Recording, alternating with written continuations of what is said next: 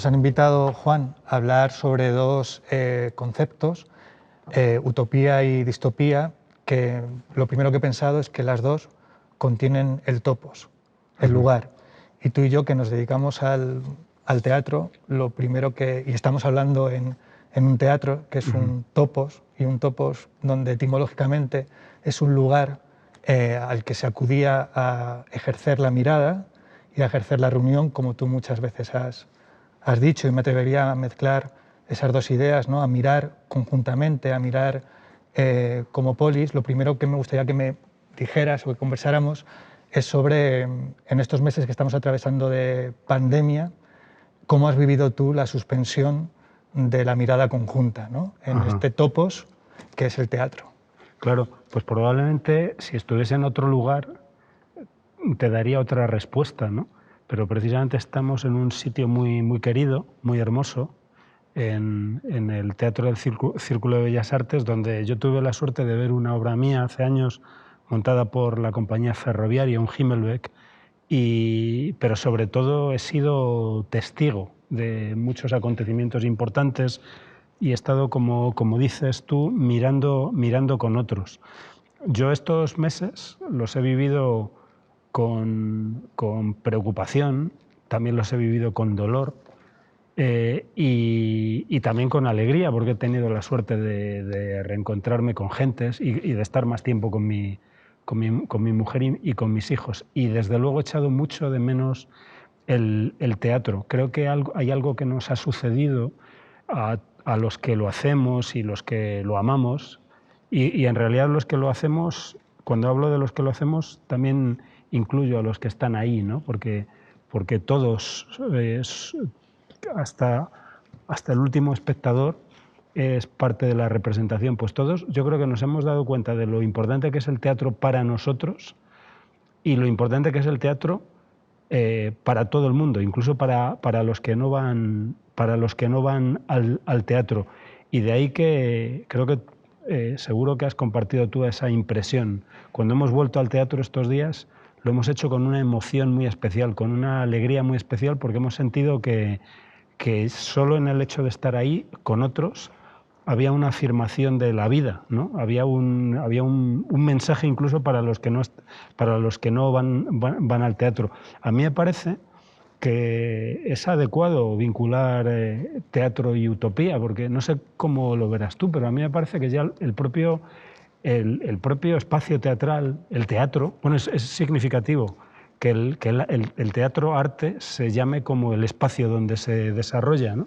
donde tiene lugar. Me parece que ya la propia idea de teatro y la propia idea de teatro como arte y como espacio es ya de algún modo una imagen de la utopía, porque al fin y al cabo, ¿qué sucede aquí, ¿no? Normalmente, ¿no? Pues viene una gente libremente, para empezar vienen libres, ¿no? Acuden, son distintos y hacen están en una actitud de respeto, de atención, detienen su tiempo para atender a lo que están haciendo aquí unas personas que les ayudan a representar la vida y a examinar sus propias vidas. No es cierto que en el teatro hay buena parte, por supuesto que hay mucho teatro infame y mucho teatro malo, ¿no? E incluso hay teatro maligno, pero no es cierto que en la propia idea del teatro hay muchas de las cosas que amamos, de aquellas cosas que situaríamos en una utopía. Hay libertad, hay respeto, hay imaginación, hay memoria, ¿no? Y hay examen de lo que somos y de lo que podríamos ser. Y por eso me parece que durante estos meses hemos sentido, me parece, ¿no? Cuánto echábamos de menos todo eso y por otro lado, cuánto de bueno puede ocurrir aquí en un escenario, ¿no? ¿Y tú cómo lo has vivido? Pues de modo muy parecido al que tú estás comentando, esa privación de lo amado, ¿no? Lejos de, evitando el peligro de romantizar lo que ha ocurrido, que es un acontecimiento terrible para nuestros ciudadanos, para nuestras ciudadanas, para los que nos rodean, ¿no? Sin olvidar, en primer lugar la gente que ha sufrido, a los que hemos perdido, a los que ya no están, ¿no? Porque a veces sí que observo cierto peligro de romantización de la pandemia. Es verdad que la pandemia es un detener el tiempo, de repente en ese detenerse del tiempo uno ha podido efectivamente pararse y sentir nostalgia. A veces una nostalgia torturante de lo que antes era algo rutinario, ¿no? Como el ir al teatro, poder hacer teatro. Lo he sentido por un lado desde el duelo, de una situación catastrófica y de emergencia con mucho dolor, pero a la vez, como tú dices, dándome cuenta, precisamente por la privación, de la condición excepcional, prodigiosa del hecho teatral y de cómo algo que se ha demostrado muy frágil, tanto que ha sido imposible hacerlo, ¿no? A la vez me ha hecho pensar mucho en el origen del teatro. Es curioso cómo en la ausencia de algo a veces uno recuerda el inicio o el origen del teatro. Y lo que tú comentabas, pensaba en ese mundo casi recién inaugurado para los griegos, ¿no? Intentando aprender a vivir juntos, inaugurando tantas cosas, inaugurando el lenguaje, inaugurando la polis, el modo de vivir lo mejor posible los unos con los otros, cómo de repente en un costado de la ciudad construyen un espacio que no es el legislativo, que no es el religioso, que participa de ellos en cierto modo, pero que se sitúa fuera de los usos rutinarios de la ciudad, ¿no? Y entonces sí que es una máquina prodigiosa, aquella del teatro, y cómo esa máquina que los griegos colocan en un margen de la ciudad para que pertenezca tanto a la ciudad como a la fuera de la ciudad, ¿no? Un espacio realmente cuyas facultades y potencias no son las de la fuera, sin dejar de participar de ellas, ¿no? Un espacio, por lo tanto, asombroso.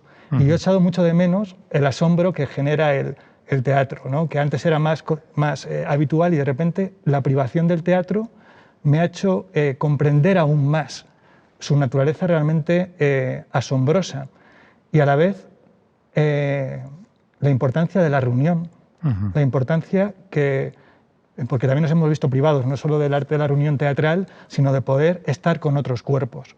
Y hay algo también asomándonos al asunto distópico, ¿no? Donde en la pandemia precisamente ha aumentado otro tipo de reunión, que es la tecnológica. Se ha acrecentado, se ha hecho más radical el cuerpo tecnológico. Lo que de nosotros está en los canales virtuales, ¿no? La mediación tecnológica presente en la humanidad. Y me preguntaba en este tiempo cuál es la dialéctica o la interacción de nuestro cuerpo somático, es decir, de nuestra carne, de esto que estamos haciendo tú y yo ahora, ¿no? Conversar relativamente cerca, que para mí es uno de los principios del teatro, el de la reunión, el de la presencia y presente compartido. ¿Cómo se va a relacionar un arte, digamos, tan de materia indócil, tan material, tan matérico, ¿no? Como tú has dicho antes, nuestro arte se llama como el lugar físico donde acontece. O sea, desde su propia denominación hace apelación a la materia.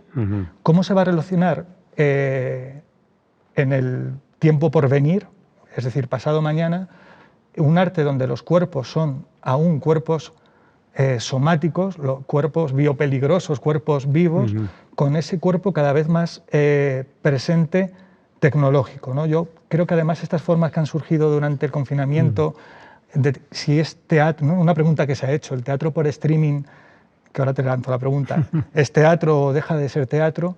Pero hay algo que me he dado cuenta, ya por cerrar esta respuesta, de la potencia, de lo poderoso que es el teatro, precisamente en su condición matérica, y cómo quizás uno de los pocos espacios y actividades que en un porvenir va a exigir aún la reunión de los cuerpos somáticos y no de los, digamos, de los cuerpos tecnológicos. Y creo que en este sentido el teatro se ha demostrado ahora, y creo que se va a acrecentar esto, como un baluarte del mínimo humano.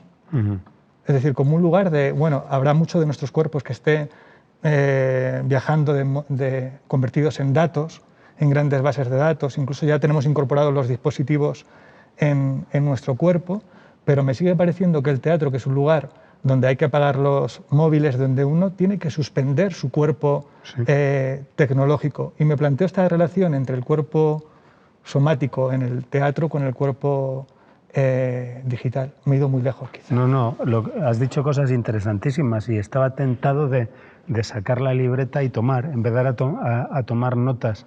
Y solo puedo entrar en conversación con algunos de los muchos elementos que pones aquí sobre este espacio que nos separa y que nos une, y probablemente no más que prolongar algunas de las cosas que dices o redundar en ellas, ¿no?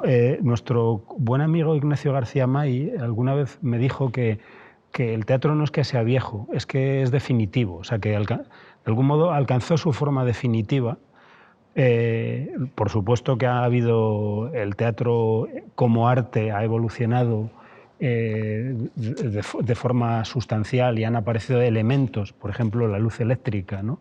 Y ahora vídeos, micrófonos, etcétera, que por supuesto tienen un valor de suyo artístico y extienden sus posibilidades, pero como de algún modo decías tú, lo que ya hacían en el siglo V antes de Cristo, lo que descubrieron era lo fundamental, un lugar que no tenía, en el que no había restricciones a la admisión, ¿no?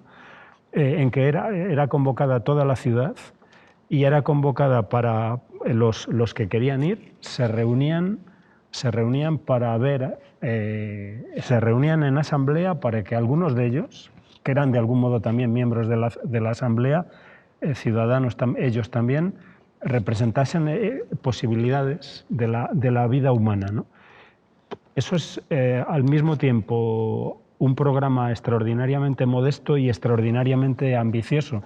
Este es un lugar omnívoro donde cabe de todo. Es un lugar ya de suyo utópico, es un espacio para que cualquier ser humano presente lo que quiera, dé cuenta de las experiencias que quiera. Y es un espacio de libertad, de resistencia, de definición, redefinición y reconquista de lo humano. Y conviene decir, hablabas de la tecnología, ¿no?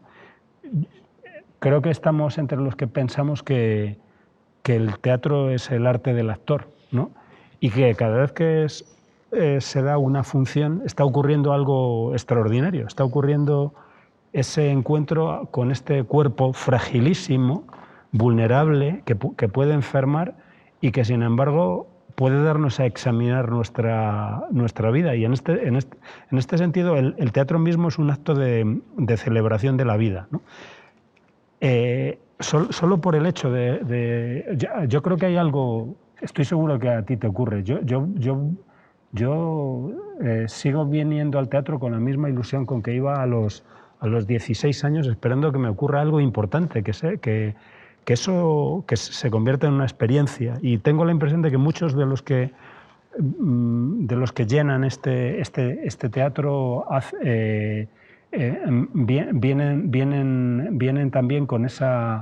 vienen también con esa convicción. Eso, por supuesto, no es el que este sea un espacio de celebración de la vida ya de suyo, no excluye, al contrario, exige a veces presentar lo más duro, lo más severo, lo más inaceptable, aquello de lo que querríamos apartar la mirada. Queremos apartar la mirada de Medea matando a sus hijos, ¿no?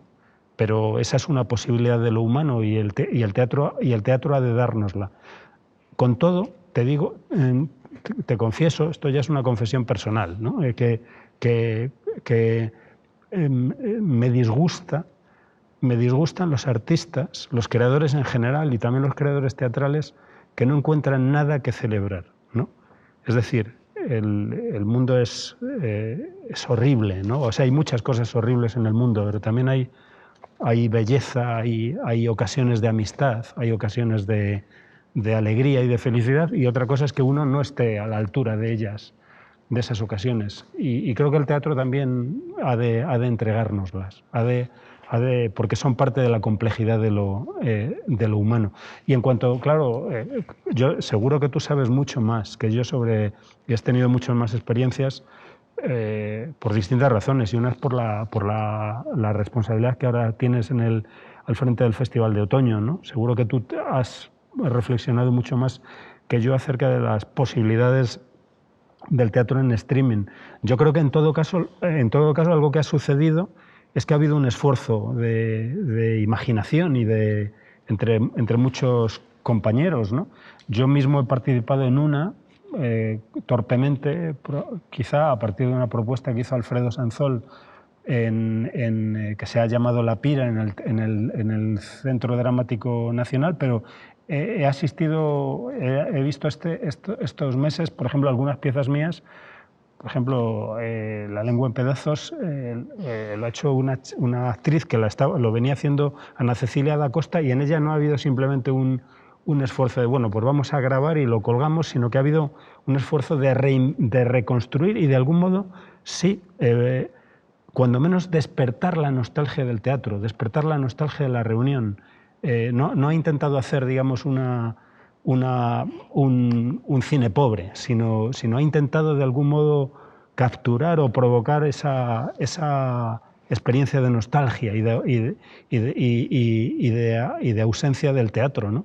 Y creo que esto es algo bueno, algo el que nos ha obligado a pensar, y probablemente nos ha obligado a pensar que es lo esencial, que es lo fundamental. Y luego, estoy completamente de acuerdo contigo, hablas tú de romantización. Sí me parece un poco obsceno insistir en ese discurso de bueno, esto ha sido una ocasión para, cuando ha habido muertes, ha habido mucho dolor y hay miseria, ¿no? Es decir, tenemos que medir mucho nuestras palabras cuando hablamos de oportunidad, de ocasión, de hacer de la necesidad virtud. Dicho esto, nuestra obligación, nuestra responsabilidad, yo creo, política y moral, es dar señales de vida, ¿no? Intentar dar señales de vida, es parte de nuestra misión. Has nombrado algo que me parece hermoso, su recuerdo. El teatro nace como una celebración en mitad de grandes celebraciones, o asociado a lugares de curación, ¿no? Por ejemplo, Epidauro con Asclepio, ¿no? Te ibas a reparar la salud y también, como tú has nombrado varias veces, la imaginación moral. Yo creo que es un lugar donde se celebra la vida, donde se celebra nuestra condición, con sus luces y con sus sombras, y que es un baluarte de lo humano, una celebración de lo que significa estar en este mundo. Y he recordado un verso de Antígona que a mí me parece particularmente bello, su sencillez, y es cuando el coro, en su primer estásimo, ya no mira la escena, que se ha quedado vacía por un momento, ya no hay reyes, ya no hay tiranos allí, se ha quedado vacía y se da la vuelta y mira a los espectadores, es decir, a otros seres humanos como ellos, y dice: no hay en la tierra nada más asombroso que el ser humano. A mí ese verso de Antígona siempre centellea en mi recuerdo y en mi corazón, porque me recuerda cómo el teatro celebra nuestra vida, celebra nuestra vida con sus luces y sombras, pero como bien dices, la celebra, ¿no? Y cómo el teatro ha sido muy generoso, ha sido una arcilla que ha sabido repartirse y generar otras disciplinas y transformarse. Y puede que ahora, en esta situación, el teatro haya ejercido el noble arte del disfraz, es decir, que haya tenido que adquirir sagrados disfraces para sobrevivir, para seguir siendo, para poder guarecerse en este tiempo, o como algunas criaturas quiméricas haya prescindido de un brazo o de una pierna o de algo de su cuerpo para poder seguir vivo, ¿no? Hibernando en espera de poder recuperar, ¿no?, su totalidad, su completitud, que a la vez que, como tú dices, es precisamente resistente por su sencillez. Es de una sencillez infinita, ¿no? Esta cosa de nos juntamos, para hacer teatro se necesita por un lado mucho y por otro lado apenas. Y nombrabas las señales de vida, ¿no? Creo que, y hacía referencia a una de mis encomiendas actuales a cargo de la dirección del Festival de Otoño. Yo siento, lógicamente, dentro de las dificultades, que yo soy un privilegiado, soy muy consciente de la encomienda que tengo ahora, y es continuar con un legado. A mí lo que pienso mucho, se me ha hecho muy presente esa cadena milenaria de hombres y mujeres que a lo largo del tiempo, pese a otras pandemias, otras guerras, catástrofes, a mayor escala incluso que la que estamos viviendo muchas veces, han sabido portear a lo largo de los siglos aquellos artefactos poéticos que ellos ponderaban como valiosos para los descendientes. Y siento que en este momento de de crisis, nuestra labor también es continuar con esa cadena milenaria, ¿no? Para que, pienso mucho en los estudiantes de teatro, ahora pienso mucho en los espectadores del porvenir. No sé si a ti te ha ocurrido o no, también esa idea del legado. Claro. Bueno, me gusta mucho lo que dices y bueno, admiro y envidio muchas cosas en ti, y una de ellas es el modo en que lees a los griegos, ¿no? Porque tienes una capacidad, una especial sensibilidad y una especial competencia para hacerlo. Has dicho de nuevo cosas muy, muy interesantes. Voy a entrar en conversación con algunas de ellas. Una es que decías antes que el teatro es matérico. Yo a veces digo que no hay arte más materialista que este. No hay arte que es... una y otra vez nos vemos obligados, y gozamos con ello, de convertir los límites en ocasión poética, ¿no? Convertir el límite en ocasión poética. O sea, resulta que tú haces la geometría del trigo, y si de pronto llegas, la has hecho en el Galileo y he tenido allí ocasión de aplaudirla, y si lo hicieses aquí, de pronto aparecerían otras posibilidades y otros límites, ¿no? Y ahora esta finitud, esta pequeñez del teatro se ha vuelto todavía más... la hemos acusado todavía más. Es decir, otras formas de representación pueden ocultar o pueden jugar con otras posibilidades tecnológicas que aparten de la mirada esos límites. Nosotros resulta que ahora venimos a un teatro y nos damos cuenta de que, por ejemplo, hay butacas que están bloqueadas, ¿no? para mantener cierta distancia, que hay ciertos protocolos que cumplir. Es decir, el teatro de algún modo también recibe precisamente es atravesado por todas esas limitaciones, pero ahí también está su enorme grandeza, en su pequeñez, en su limitación está también su potencia, a mi juicio, ilimitada. No hay nada que de lo que el teatro no pueda dar cuenta, y por eso yo siempre digo que el teatro no es una antiguaya, sino al contrario, el arte del futuro. ¿Y de qué estamos hablando cuando hablamos del teatro y de la gente? De lo que estamos hablando es de que si hay algo que nos ha revelado, nos ha recordado este tiempo, es nuestra finitud, nuestra fragilidad, nuestra vulnerabilidad, que, dicho sea de paso, a mi juicio, debería conducirnos a éticas y políticas del auxilio, a éticas y políticas de la ayuda, también en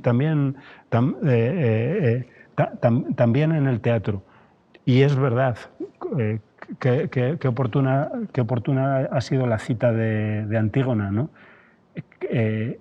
Qué asombroso es ese frágil, mendaz, muchas veces vergonzante ser humano, ¿no? Pero cuán digno es cada uno de ellos de libertad, de belleza, de dignidad. Y eso es lo que una y otra vez aparece en el gran teatro, nuestra pequeñez y al mismo tiempo nuestro derecho a la dignidad, a la belleza, y por tanto el derecho a la dignidad y a la belleza de todos los que están ahí. Creo que es fundamental la cuestión de la herencia, ¿no? De la que tú de algún modo hablabas. Bueno, somos un soplo, ¿no? Pero al menos, o precisamente por eso, tenemos que intentar hacer algo que tenga algún valor para que otros lo concluyan. Nosotros ya sabemos que esto es tan breve que no lo acabaremos, pero de algún modo lo que vive es ese flujo de textos, de personajes, de experiencias, y hay de algún modo un autor último y un creador último, que no somos ninguno de nosotros, que lo va armando, ¿no? Cuento a veces que cuando voy en metro paso por la estación, la llamada ahora Estación de las Artes, y me llama mucho la atención esa frase maravillosa de Goya que dice el tiempo también pinta, ¿no? Y uno podría decir, el único que pinta en realidad es el tiempo, y de algún modo nosotros tenemos que aprovechar el nuestro para participar en ello, y eso es parte del juego. Y comentaba hace poco en una presentación precisamente a la que compartimos, que me parece que de lo que tenemos que ser cada vez más conscientes que nunca las gentes del teatro es de que tenemos que dar una razón muy buena a esta gente para que salga de casa, más que nunca. Hay gente que tiene miedo a salir a la calle y mucho más miedo de entrar por una puerta ajena, etcétera. Pues tenemos que darles muchas razones para que salgan de la calle, para que salgan de casa, para que eso les merezca la pena y que les merezca tanto la pena que vuelvan al teatro, al teatro. Y ya casi me callo, pero quiero compartir contigo algo que me ocurrió hace ya muchos años en un estreno que tuvo lugar fuera, en el extranjero, al que yo asistí, de una pieza mía, y vi unos espectadores ahí a la puerta, y yo pensé, bueno, estos no han venido aquí porque me conozcan, estos no saben nada de mí ni de mi obra. Y tampoco tienen pinta, porque eso se suele reconocer, de ser parientes o amigos de los actores. ¿Qué hacen estos aquí? En este teatro a las afueras, en este día frío, porque han salido, si tienen una pantalla maravillosa, pues yo creo que pensé, esta gente a lo que ha ido, a lo que viene, es al teatro. No viene a verme a mí, ni mi obra, ni siquiera a estos actores, viene al teatro mismo. Y hay que conseguir que esa gente que va al teatro vuelva al teatro. Y a la hora de la verdad, lo de menos es que recuerden nuestros nombres, ¿no? Lo demás es, como dices tú, que el teatro siga siendo para ellos un lugar importante, un lugar donde les puede pasar algo, ¿no?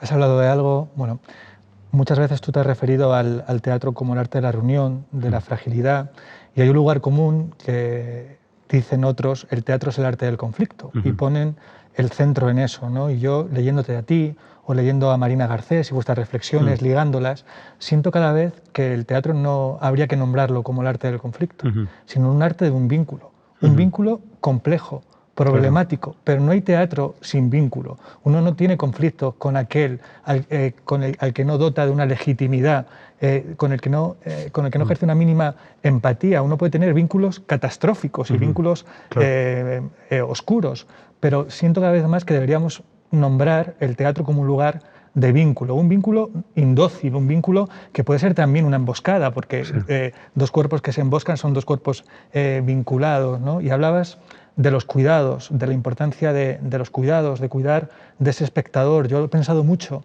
ahora que he vuelto a los teatros y miraba a los espectadores y las espectadoras, imaginaba sus casas, sus vidas estos meses, los ERTEs, la precariedad, el miedo, somos todos ahora inquilinos de la incertidumbre, y aún así un espectador o una espectadora sale de su casa y acude a una sala teatral. Claro. Y a mí eso me obliga a la fe. Sí. Me hace que no decaiga. Digo, si este espectador y esta espectadora siente esa necesidad de acudir a una sala de teatro, ¿cómo puedo yo desfallecer o cómo puedo yo no admirar y respetar ese impulso de un espectador o una espectadora de salir, como tú decías, en este tiempo, precisamente en este tiempo, y acudir a un teatro? Y yo he sentido en el retorno a los teatros, y creo que lo vamos a sentir también incluso después de esta pandemia, que ojalá termine pronto, esa condición del teatro, de un lugar de vínculo y de un lugar de un cuidado. Y el cuidado no siempre es amable, ¿no? Y cuidarse también es encarar, ocuparse de aquellas zonas hostiles, oscuras, aquello que nos causa, como decía el verso de Sófocles, asombro, ¿no? Pero que al final es decididamente humano. Te quiero lanzar una pregunta, Juan. Sí. Habitualmente el teatro ha admitido mal, digamos, la distopía como tema. Al menos esa es mi idea, puedo equivocarme. Sí. El teatro ha acudido más al pasado, porque tiene una capacidad como diría yo, mágica, como ningún otro arte, de hacer presente aquellas figuras del pasado, es decir, como la religión, representar, ¿no? Hacer presente, romper, y esta es una idea que tú has tomado, que yo te he leído a ti a través de Ortega y Gasset. Dime, espero no simplificarla mucho, ¿no?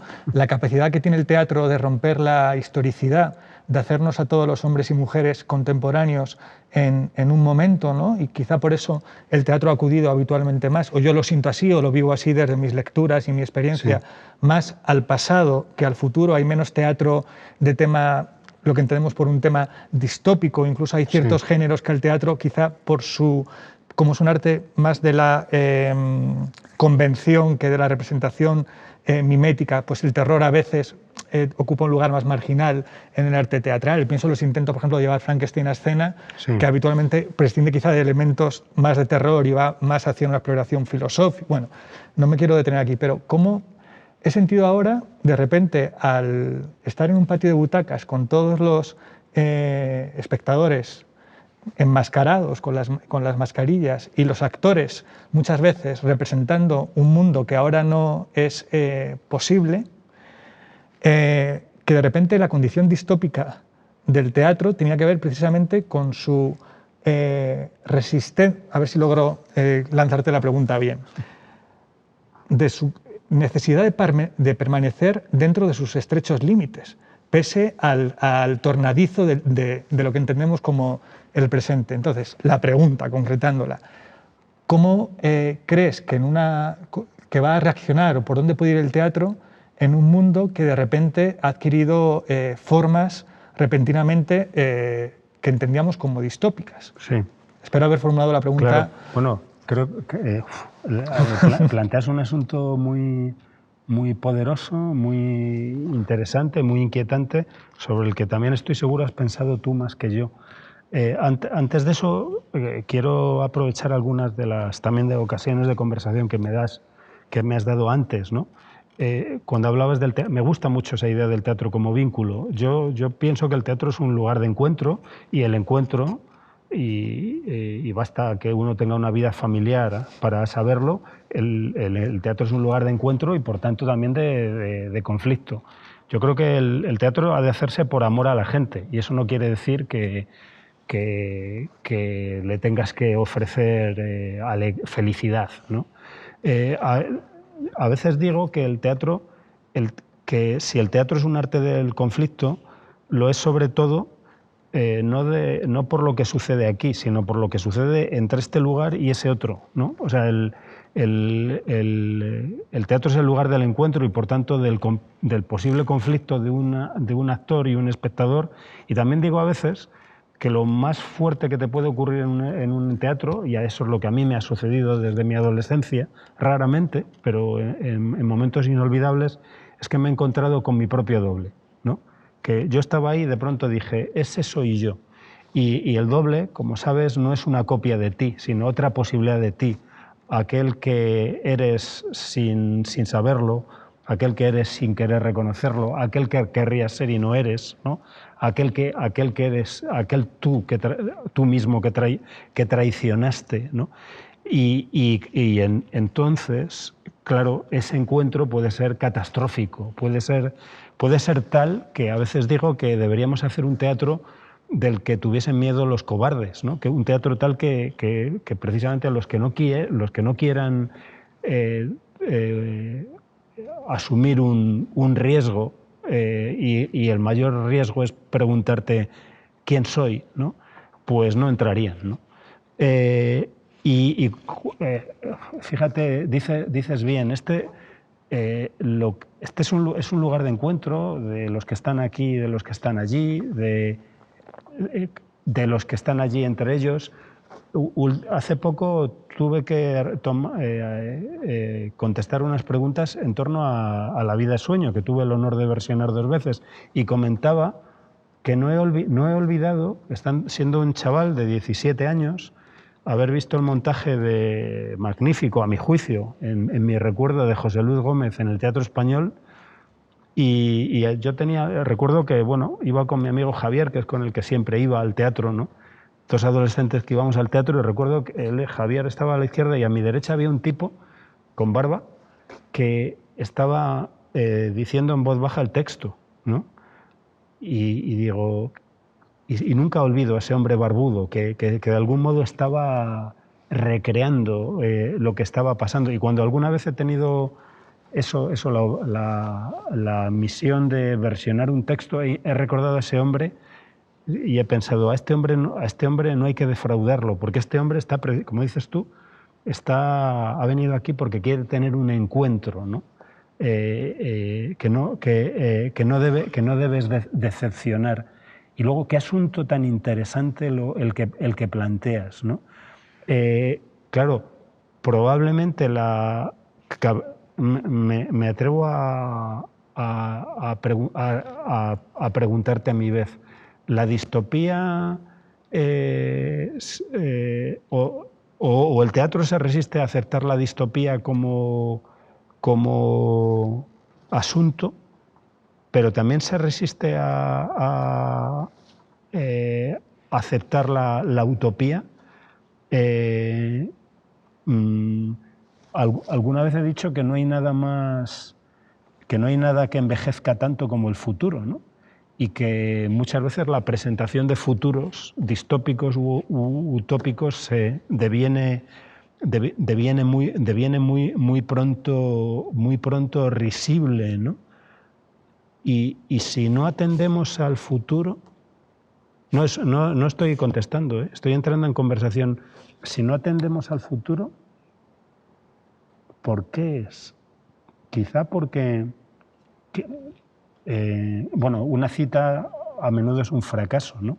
Entonces uno cita algo porque no es capaz de con su propio discurso avanzar hacia ninguna parte. Pero recuerdo ahora aquello que decía Benjamin, de que nuestra imagen de la felicidad solo se podía construir a partir de la imagen del pasado fallido. Es decir, que nuestra imagen de una felicidad futura en realidad solo se arma a partir de la observación de lo que no pudo ser, de lo fracasado, de que nuestra imagen de la felicidad no se realiza a partir de la felicidad de nuestros nietos, sino de la infelicidad de nuestros abuelos, ¿no? O de los momentos de felicidad que ellos tuvieron, ¿no? Y entonces quizás es que el teatro, estoy especulando, quizá es que la misión del teatro es examinar lo que ha habido y lo que pudo haber, y lo que hubo y lo que pudo haber, y mostrarnos, por otro lado, que nada de lo que ocurrió fue necesario, que todo pudo ser de otra manera, que por ejemplo pudo no haber el exterminio de los judíos europeos, pudo no haber el exterminio, pudo ser evitable, y pudo ser evitable la guerra civil, ¿no? Y han podido ser evitables todas esas pequeñas o grandes formas de dolor de las que el teatro da cuenta. O sea, bueno, Quizás sí, la misión del teatro sea el examen de lo que ha habido y pudo haber y de lo que hay, y no tanto, y así, de algún modo, esto es lo que los filósofos acaso llamarían una vía negativa, ¿no? Es decir, en lugar de presentar una idea de la justicia, lo que presentas es experiencias de la injusticia, porque conociendo la injusticia, presentándola, en ellos se puede formar una idea de la justicia. Creo que te he contestado muy torpemente. No, al revés, y por especular contigo, sí, o por añadir algo con torpeza a la idea que has dicho, en esas tareas de la memoria, porque el teatro también ha hecho de la memoria uno de sus sustratos fundamentales, y la memoria no es solo la presentación factual del pasado, ¿no? Sino la lectura ética. Claro. ¿Cuánto del pasado nos sigue sucediendo? ¿Cuánto esto, como decías tú, era evitable?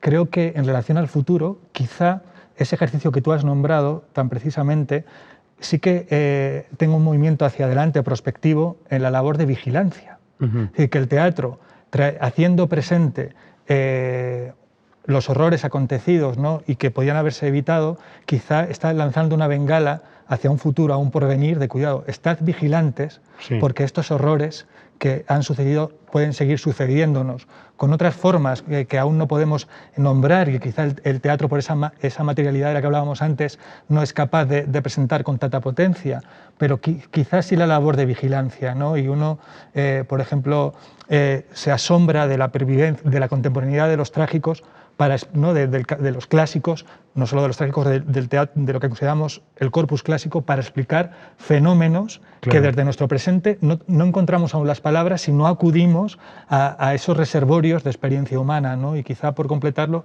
sí que hay algo, una potencia de vigilancia en el teatro, ¿no?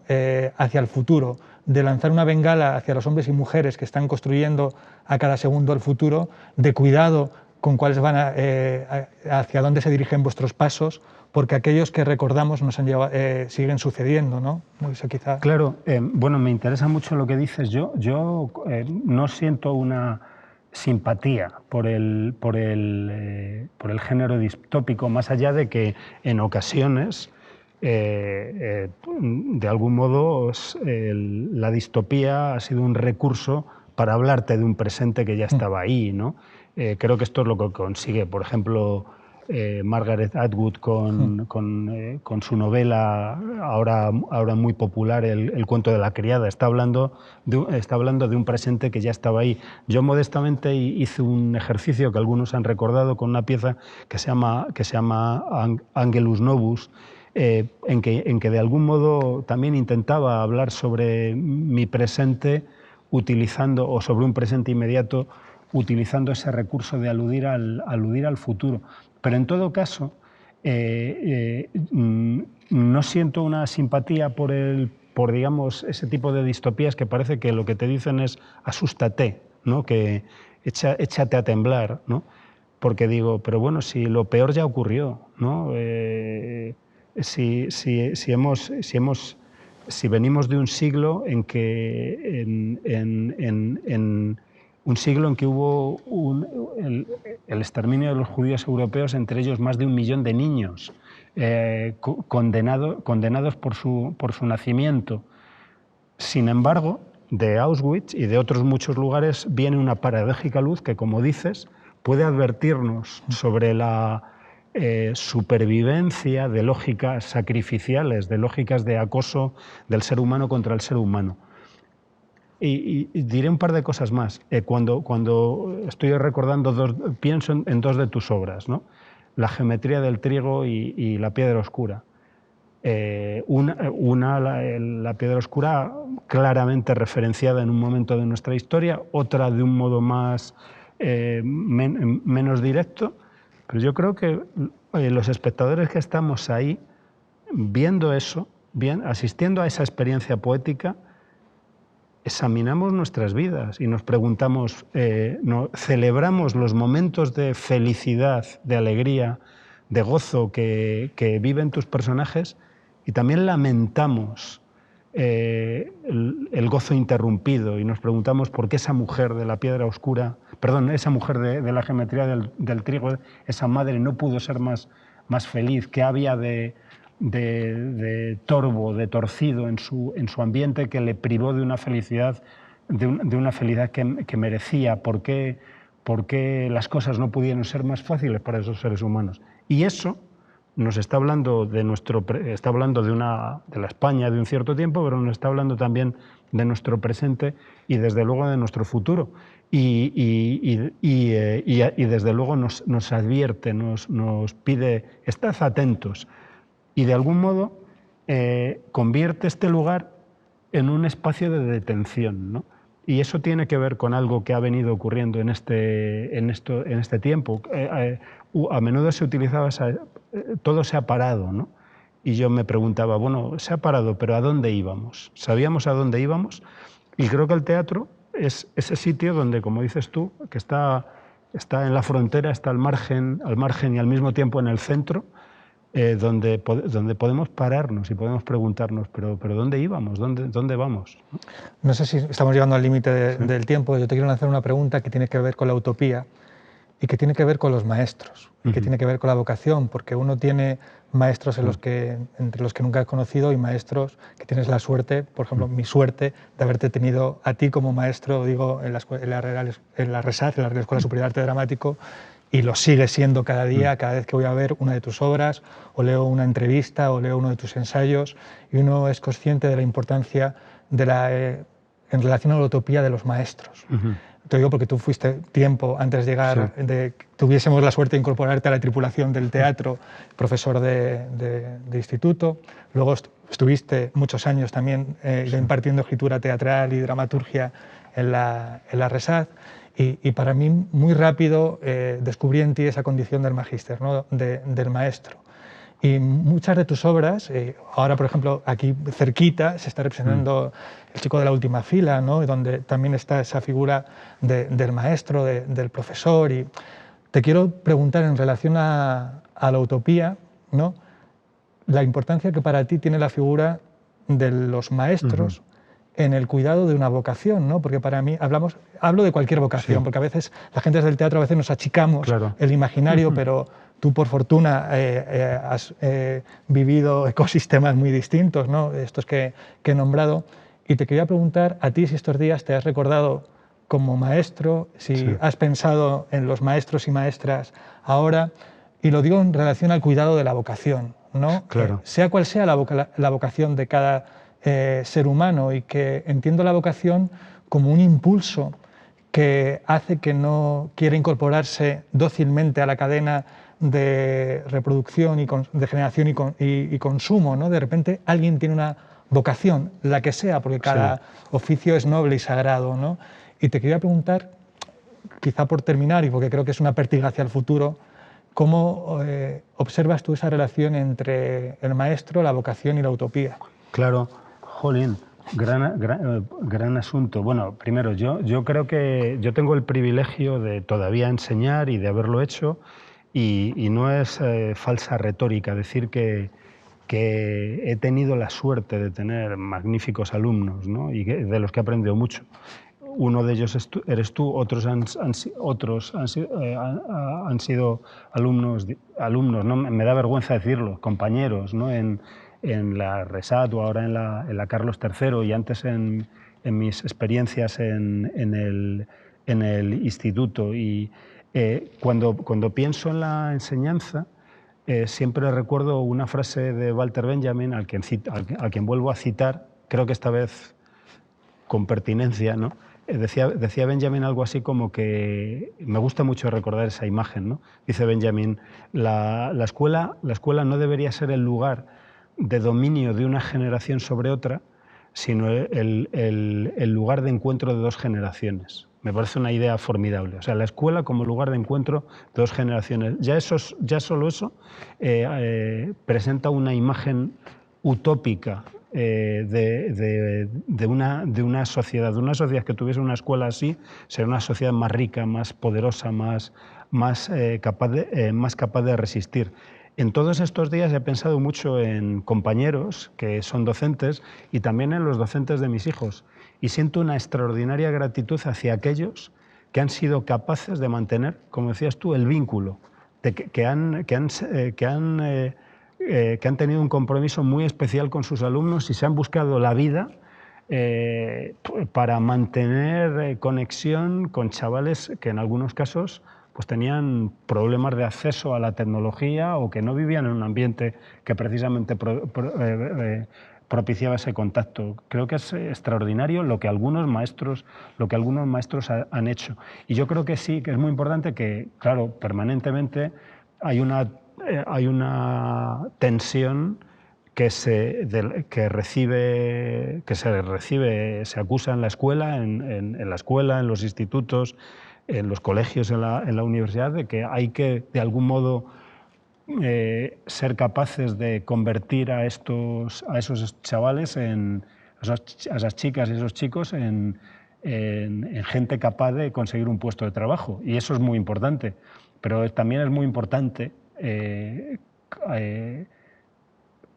hacer que esas gentes ayudar a esas gentes a que encuentren su propio lenguaje, a que sean capaces de construir sus propios textos, a que sean capaces de criticar los textos y las ficciones que los rodean, a que sean capaces de hallar su propia voz, a que sean capaces de resistir, a que sean capaces de ser también indóciles y a que sean críticos de su propia docilidad.